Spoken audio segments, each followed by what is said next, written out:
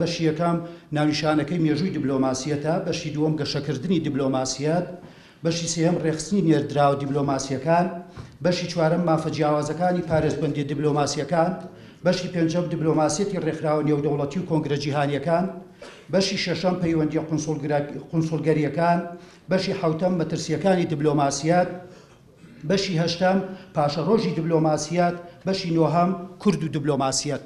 بەڕاستی لە هەموو ئەو بەشانەیە جەنابی دکتۆر زۆر بە وردی، زۆر بە زانستی خاڵی خستۆتە سەر پیتەکان وەکوڵێن و ورد و درشتی بوارەکەی پێکاوە زۆر بە جوانی. دکتۆر محەممەد سابیر لە چەند مەراحلی جیاجای نووسینی خۆیدا ئەو کاتێک کە وتاری بۆ کوردستانی دەنووسی چەند جارێک لەسەر ژمارەی ڕەفیقی خۆی نووسیوەتی کە لە مەراحلی تێکۆشانی خۆیدا ینی لەگەڵ پێکەوە خەباتیان کردووە کە بەشێک لەو تێکۆشانان گومناو بوون یان بە گەنجی شەید بوون یان بە گەنجی وفاتیان کردووە.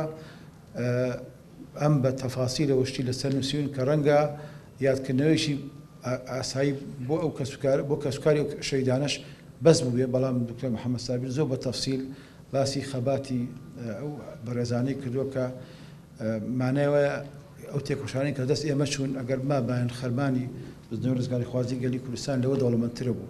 مەکتەبەی کوردی ڕاستە فێر لەسەر دیبلۆماسیە نووسرابیانە، بەڵام مەکتەبەی کوردی دەوڵەمەند نییە لەسەر هەندێک شت. مەسەن کتێبی چینی نووسی لە بابەت چینەوانێ مەکتەبەی کوردی زۆر کەم، ئەگەرش هەش بێ زۆر کەمە لەسەر چین. بەڵام هەروەها بۆ دیبلۆماسیەتیش بەم شێوە فراوانە زۆر مەکتەبەی کوردی باوەڕەکەم چەند کتێبێک هەیە ئەویش حەقی خۆی نەدرابێتی پێ.